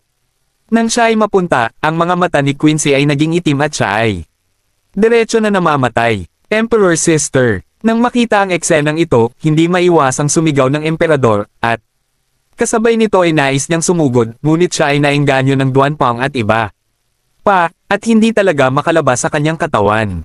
At dahil sa kaguluhan ng isip, nakuha ng reyna ang maraming palad sa kanyang katawan, nanginginig ang kanyang katawan, at halos hindi siya tumahimik. Tapos na. Si Long Yaotian ay ngumiti ng masama, ang boses ay nahulog, mabilis na tumakbo.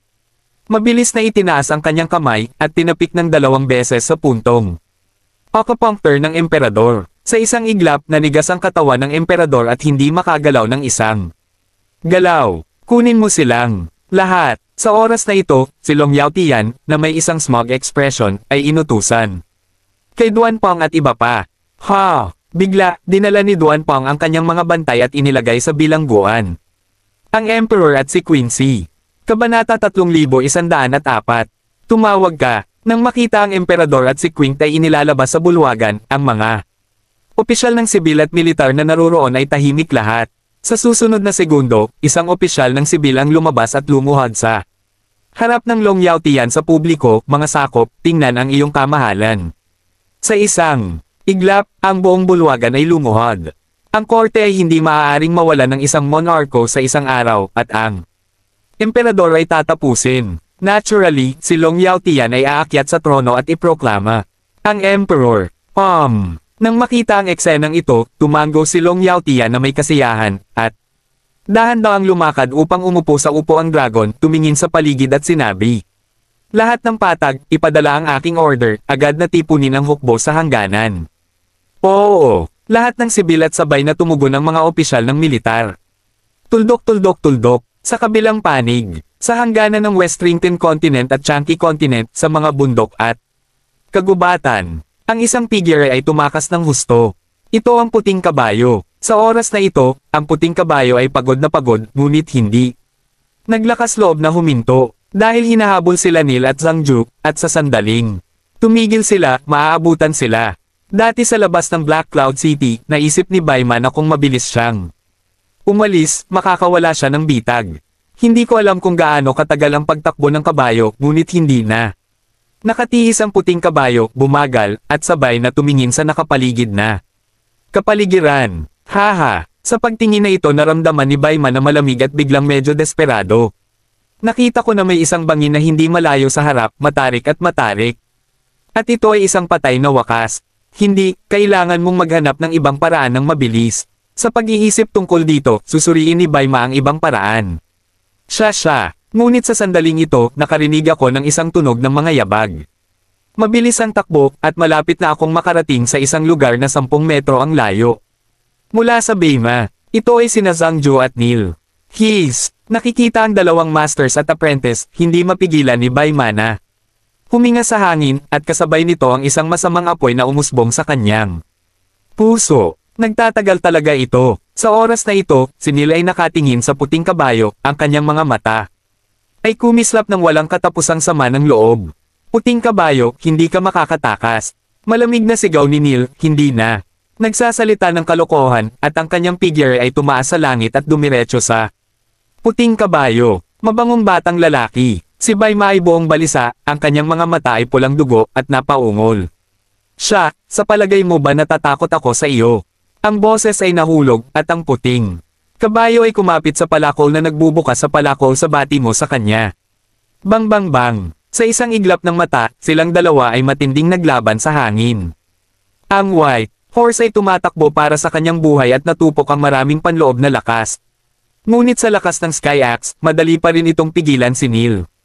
Nakatayo si Zhangju, tahimik na nanonood, hindi nagmamadali upang makagalaw. Bilang may-ari ng Sky Axe dati, alam ni Zhangju ang kapangyarihan ng Sky Axe, ngunit hindi siya nagmamadali. Pagkatapos ng lahat, ang puting kabayo ay naubos. At nasa pagtatapos na ng laban. Nabigla, pagkalipas ng 10 minuto, nakita na hindi na nakatiis si Neil, natagpuan ni Zhangju ang pagkakataon, ang kanyang figure ay parang multo, nagmamadali mula sa likuran, na tinamaan ang likod ng puting kabayo ng isang palad. Ang sampal na ito ay tila hindi kapansin-pansin, ngunit ito ay napaka mabangis. Ang pansin ng puting kabayo ay kay Neil.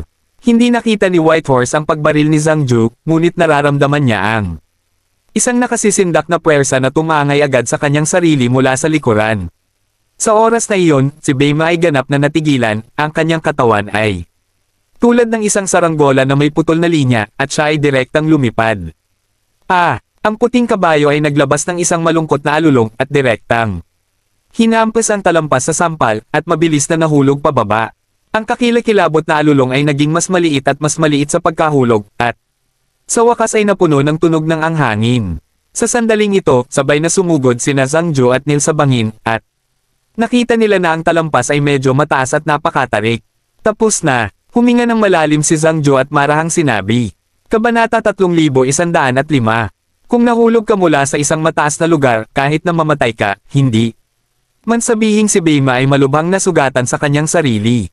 Tumawag ka, nakahinga rin si Neil, at pagkatapos ay lumuhad sa lupa, sumisigaw sa Kalangitan, ama, gagantay ako sa iyo, makakapahinga ka sa kapayapaan. Hindi mapigilan ng luha na bumuhos bago bumagsak ang boses. Sinilay malalim na tinuruan ni Chester mula noong bata pa siya, at napakaganda ng ugnayan ng kanyang ama at anak. Si Zhang Ju ay hindi nagbigay ng aliw, at tumabi at tahimik na nagmamasid. Matapos ang pagiging sentimental saglit, si Nila ay unti-unting huminahon at umalis kasama si Zhang Ju. Sa ilalim ng bangin, mabilis na nahulog ang figure ng puting kabayo, narinig lamang ang pagsipol ng hangin sa kanyang tainga, at siya ay napaka-desperado.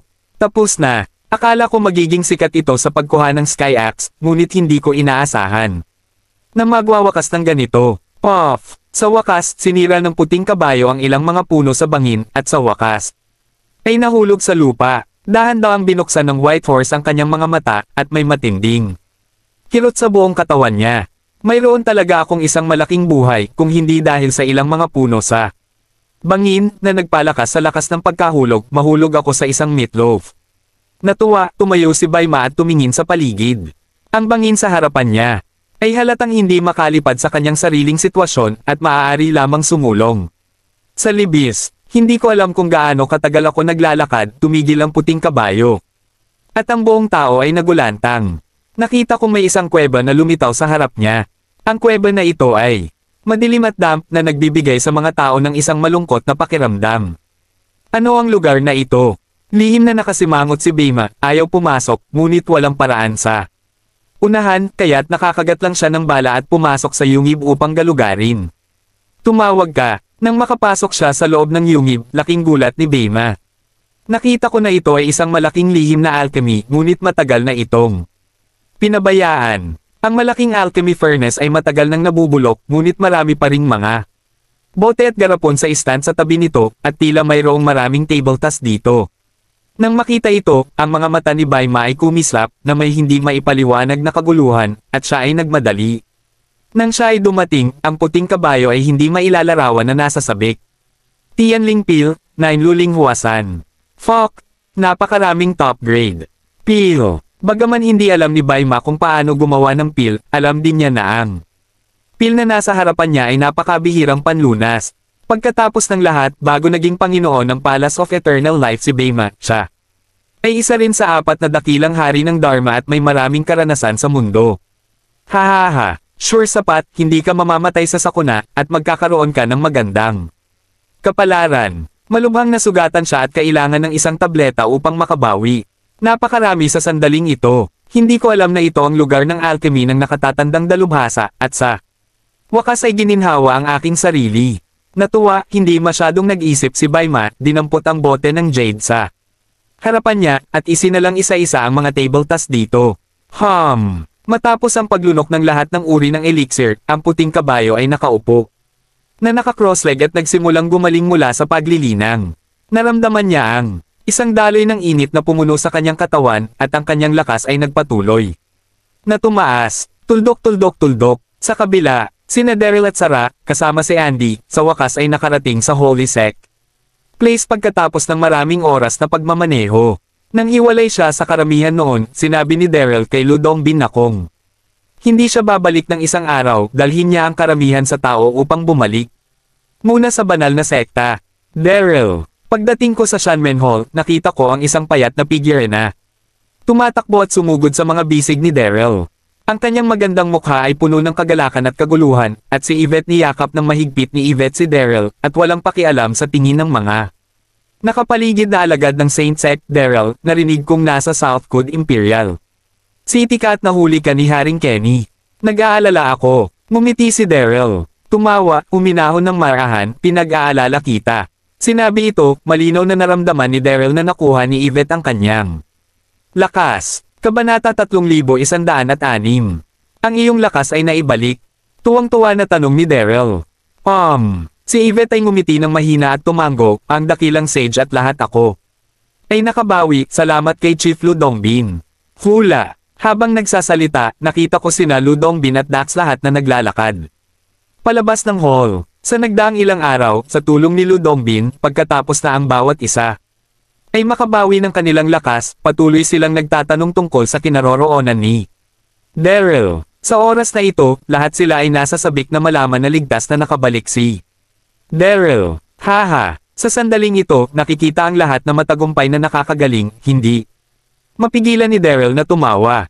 Sa sumunod na segundo, niyakap ni Daryl ang kanyang kamao kay Lu Dongbin at sinabi bilang pasasalamat, salamat, daw Master Lo. Magalang ang sekta na si Master Darby. Bahagyang ngumiti si Lu Dongbin at sumagot, lahat ng tao ay pareho sa mundo. Bukod, kung hindi ikaw dati, hindi ako. Ganon kadali na lumabas sa lugar ng ilusyon. Sa pamamagitan nito, hindi mapigilan ni Lu Dongbin na tanungin, nga pala, ilang oras na ang nakakalipas, may mga alingaw-ngaw na ikaw at ang mga tao mula sa pangunahing mga sekta ay biglang nasa altar ng pagpapala ng South Cloud Imperial City. Nawala, at ang Emperor Kenny ng New World Continent ang naging sanhi ng lahat. Nang ito, ano ang nangyayari? Ha? Nang bumagsak ang boses, si Yvette, Dax at iba pa ay tiningnan din si Daryl at hinintay ang kanyang sagot. Mahaba itong kwento. Mapait na ngumiti si Daryl, at pagkatapos ay detalyadong inilahad ang karanasan ng nakaraang mga araw. Ano? Nagulat ang lahat nang marinig ang sitwasyon.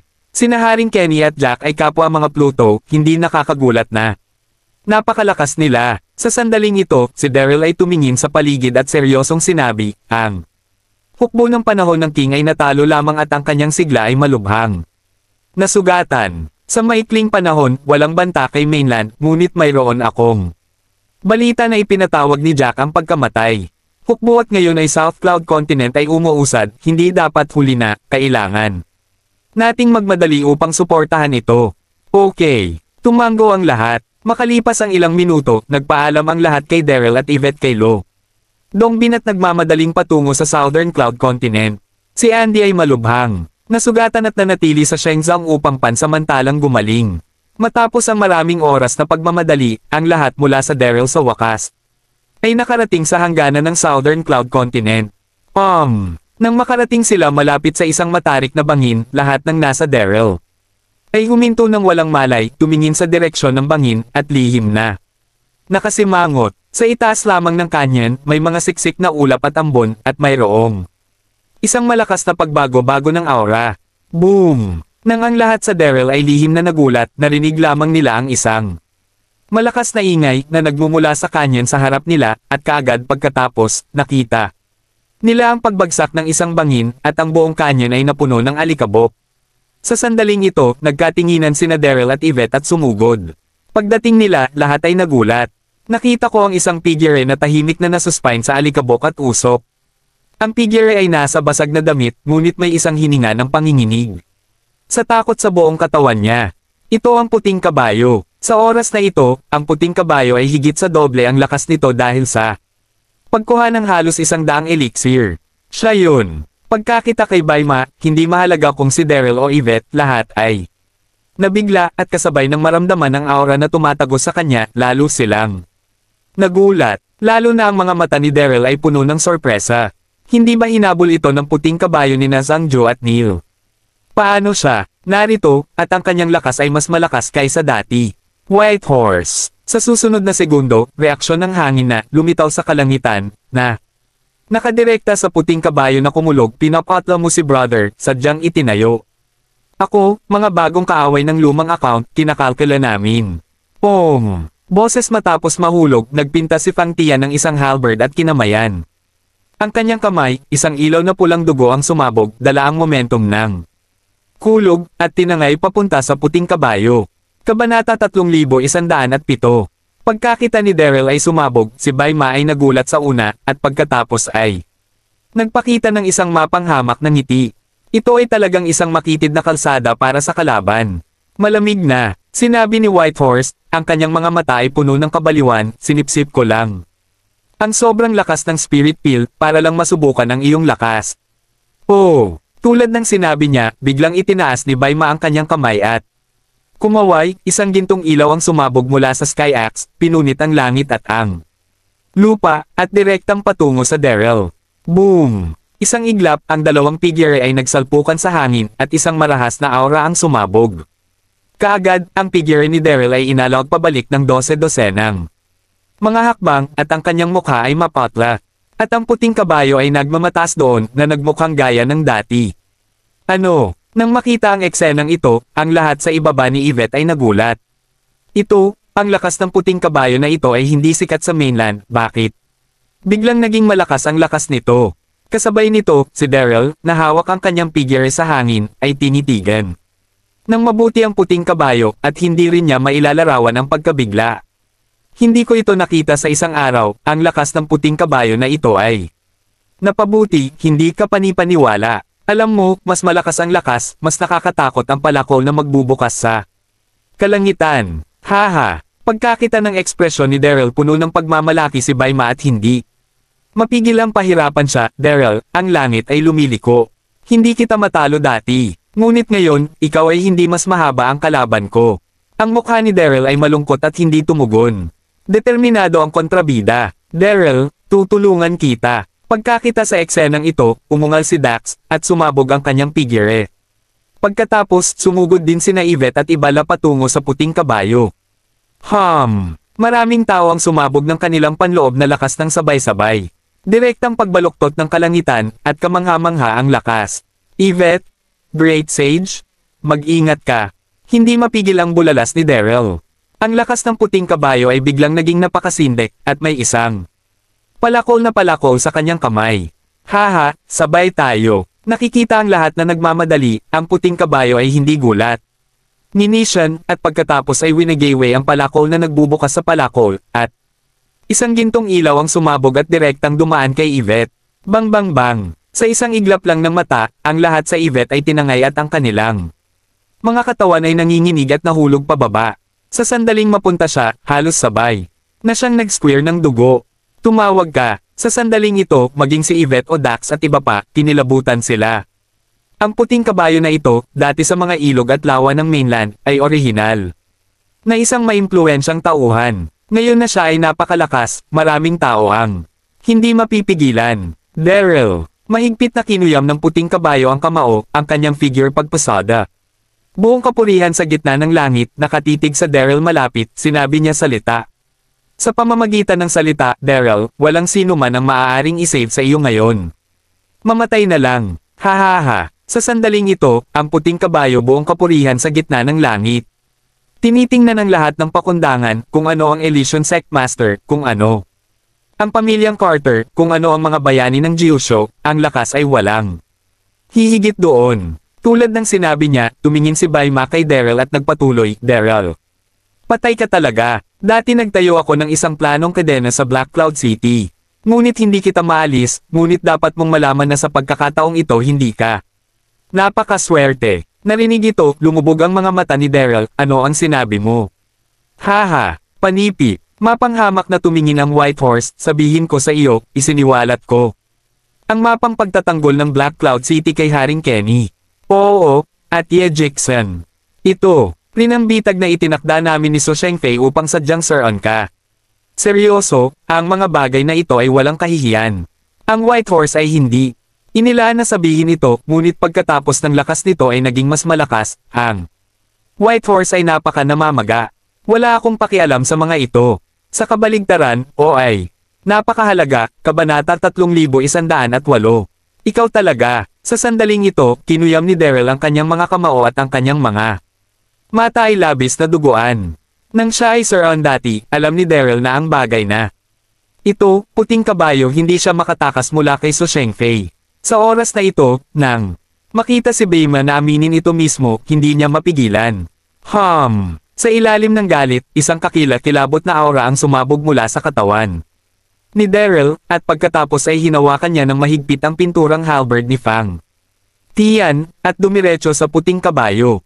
Mapanghamong ngumiti si White Horse, hinihimok ng panloob na puwersa, isang nakasisilaw na gininto ang ilaw ang sumabog mula sa bukas na langit na palakol. Direktang nakaharap kay Daryl. Dang! Sa susunod na segundo, ang pinturang halberd ni Fang Tian at ang palakol na nagbubukas ng kalangitan ay nagsalpukan, at may malakas na ingay. Ngumuso si Daryl. Ang buong tao ay direktang inalog ng higit sa 100 metro, at isang bibig ng dugo sumabog. Pinag-uusapan ng lakas ng pagsasanay sa solong bilog, ang White Horse ay hindi kalaban ni Daryl, ngunit pagkatapos lamang ng pag-inom ng maraming table task. Lumakas ang kanyang lakas, at kasabay nito ay nasa kamay niya pa ang Heavenly Axe. Si Daryl ay likas na hindi kalaban. Alam mo, ngayon lamang sa Star Peaking Tower, nakaharap sa mga sundalo ng Westrington, pinatay ni Daryl ang isang espesyal na pagpatay, at ngayon ang inuming dugo ay isang kulay lila na rango. Ngunit hindi pa rin mapigilan ang bukas na palakol. Ha! Nakikita ang eksenang ito, ang mga tao sa ibaba ni Yvette ay pinagpawisan. Para kay Daryl, ang puting kabayo na ito ay mayroong palakol sa langit na palakol sa kanyang kamay. Ang lakas ay sobrang kakilakilabot.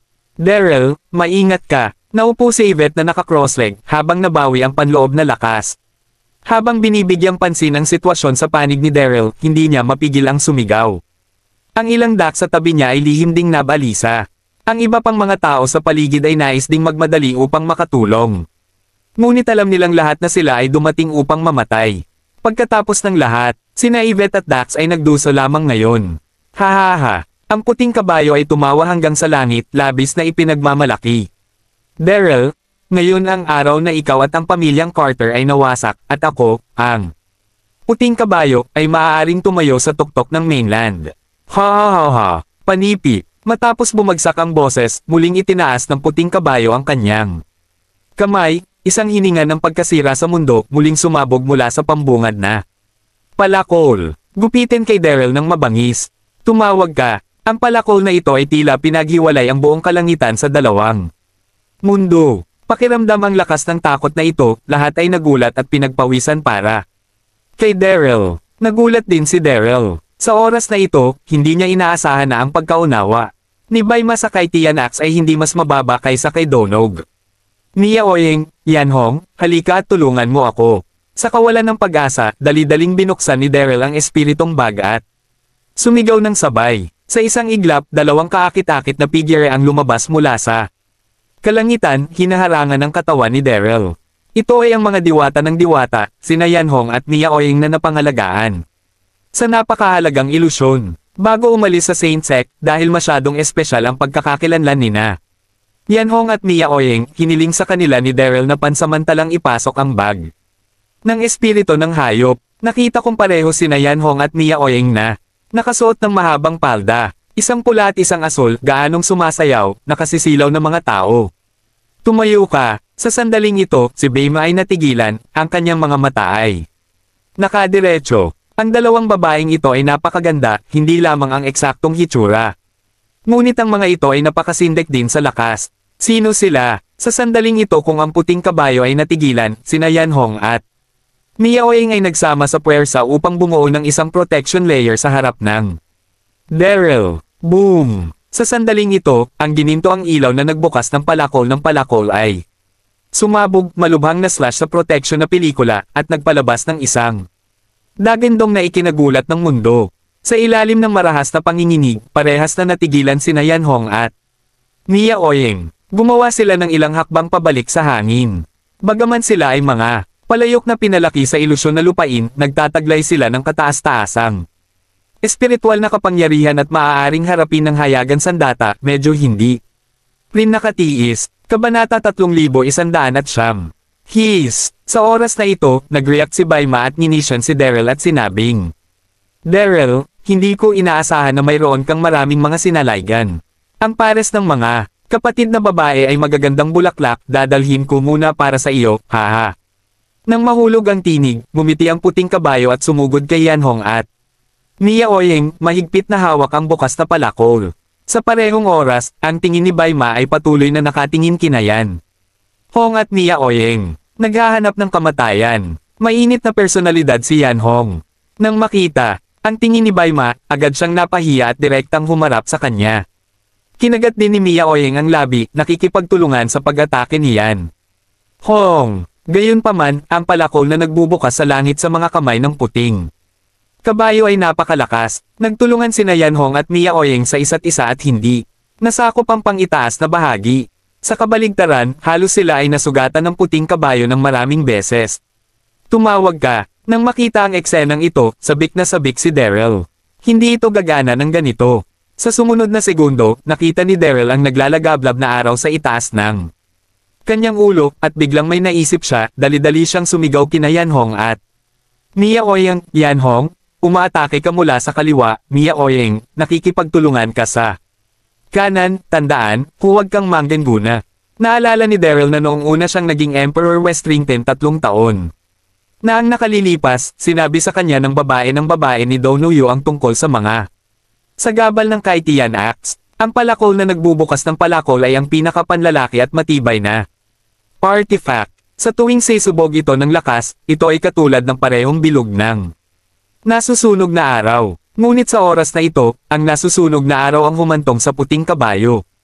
Upang himukin ang lakas ng palakol na magbubukas sa palakol, at maya-maya pa ay babalik ito sa sarili. Dapat mong malaman na hindi mapigilan ni Donohue ang tunay na lakas ng Sky Axe, at ang puting kabayo sa harap niya ay mas malala pa. Ha! Nang marinig ito, nagkatinginan sina Yan Hong at Mia Oyeng, at ayon sa utos ni Daryl, mabilis nilang binago ang kanilang diskarte. Ang hiniling sa kanila ni Daryl na i-deploy ay isang Formasyong Liangyi. Ang Formasyong Liangyi sa Baichichen Formation ay kabilang sa gitnang at pang-itaas na klase na forma sayon. 2 tao ang maaaring gumamit nito. Hindi alam ng puting kabayo ang pagbuo. Ang Liangyi ang formasyon ay maaaring matrap. Buhayin mo siya. Pinag-isipan ito ni Daryl, hayaan siyang pigilan siya ni Yan Hong at Mia Oyeng, at madaling harapin ito ng ang puting kabayo ay nabacklash ng lakas ng bukas na palakol. Para sa isang oras, ang labanan ay naging mas at mas mabangis, at si Baima ay natrap sa forma sayon ng Liangyi ni Yan Hong at Mia Oyeng, at hindi maaaring magmadali. Galit na inis si Whitehorse at hindi mapigilan na sumigaw kay Daryl, kung may kakayahan ka, makipag-away lang sa akin, at palaging humingi ng tulong sa mga kababaihan, anong uri ng bayani. Ngumiti si Daryl bahagyang at mahinang sinabi, Whitehorse, hindi mo ba masyadong kaya? Ang parehong mga kababaihan ay hindi makitungo dito, at nais pa ring tumayo sa tuktok ng mainland. Ang boses ay nahulog, at si Yvette sa tabi niya ay hindi mapigilang sumigaw. Oo, maghintay hanggang sa talunin mo sila. Kwalipikado upang labanan si Daryl. Natatakot ako na hindi kayong mag-away ng 2 babae. Si Yvette ay matalino, at masasabi niya sa isang tingin na hinihila na ni Daryl oras. Ha! Narinig ang pangungutya ni na Daryl at Yvette, ang puting kabayo ay galit na. Galit, at isang masamang apoy ang umusbong sa kanyang puso, at nagpatuloy na lumaban. Nang matindi kina Mia Oyeng at Yan Hong sa himpapawid. Ang puting kabayo sa oras na ito ay na-stimulate ni Daryl. Paano niya hindi man matalo ang 2 babae kung nagmamay-ari siya ng palakol na palakol? Sa galit, sinabog ng puting kabayo ang lahat ng panloob na puwersa ng dantian at itinurok sa palakol na palakol. Sa isang iglap, ang nakakapaso na lakas ng nakakapaso na araw sa itaas ay halos natanggap ng palakol na palakol, at isang nakakakilabot na aura na nakakubkob sa loob ng palakol na palakol. Sa parehong oras, ang pagsabog ng ilaw ay labis na nagliliyab. Lahat ng naruroon ay halos hindi mabuka ang kanilang mga mata. Die all to me. Sa sumunod na segundo, nakakandado ang mga mata ni Baima sa 2 niyan. Hong! At umungol siya ng ligaw bago sumugod. Bigla, nang inig ang kanyang katawan, at asul at puti ang kanyang mukha. Kabanata 3110. Haha! Nang makita ang eksenang ito, ngumiti si Daryl. Ang puting kabayo na ito ay tuluyang nabaklas ng lakas ng Sky Axe. Ito ang pagtatapos ng kay-abangan. Anong nangyari? Sa oras na ito, ang puting kabayo ay kinilabutan din. Malinaw na naramdaman niya na ang kanyang panloob na lakas na dantian ay ganap na wala sa kanyang kontrol. At nasa bingit ng pagbagsak. Hanggang sa oras na ito, hindi alam ni Baima na ang kaitian ay may kawalan. Na maging madali lamang masira. Daryl. Sa wakas, ang puting kabayo ay nanginginig ng marahas at hindi na nakatiis.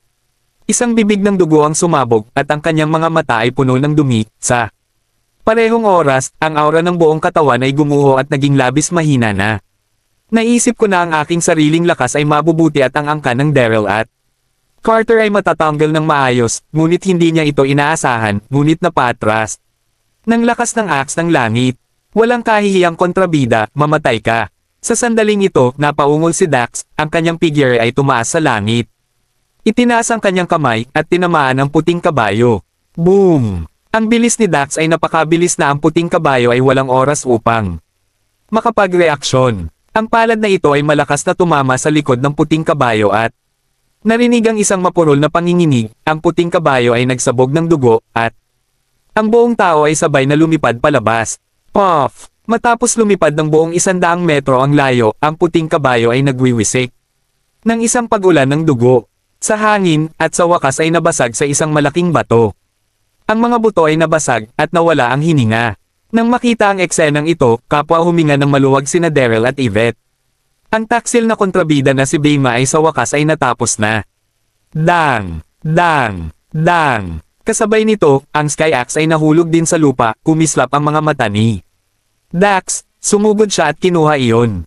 Haha! Hindi mapigilan ni Daryl na tumawa, at binati si Dax, mahusay na sage, ikaw ang magiging master ng Kaitian Axe sa hinaharap. Sa paglipas ng mga taon, dumaan ang Kaitian Axe sa maraming mga Panginoon. Ano man ito, Donog, Zhangju, o isang puting kabayo, alinman sa isang taksil na tao, o isang taksil na kontrabida. Sa oras na ito, ang pambungad na palakol ay nahulog sa mga kamay ni Dax, at isinasaalang-alang na nakatagpo niya ang tunay na Panginoon. Narinig ang pagbati ni Daryl, tuwang-tuwa rin si Dax. Kinalabit niya ang bukas na palakol na may pagmamahal at patuloy na hinahangaan. Ito ay isang walang kapantay na sandatang mahika, isang mabuting sandata. Sinabi ni Dax kay Daryl, kung wala sa karagdagang, bilasan natin at suportahan ang Southern Cloud Continent. Sa oras na ito, hindi makapaghintay si Daryl upang makuha ang palakol. Nais lamang niyang maabot ang battlefield ng mabilis at labanan ang kalaban. Tumango si Daryl, pagkatapos ay binati ang lahat at nagpatuloy na umalis. Sa oras na ito, masayang-masaya si Daryl sa kanyang puso. Ang pagpatay sa puting kabayo ay itinuturing din bilang isang buntong hininga para kay Brother Chester. At iniisip si Chester, hindi mapigilan ni Daryl na makaramdam ng kaunting pag-aalala. Dati, narinig kong sinabi ni Saintess Sia na si Chester ay dinakip muli ni Hades, at ngayon hindi niya alam kung ano ang nangyari. Tuldok. Sa kabilang panig, isang hindi kilalang lambak sa Southern Cloud Continent. Ang lambak na ito ay malayo, at mayroong isang kampong bandido na inabandona ng mga dekada na kung saan ay hindi mailalarawan na ilang.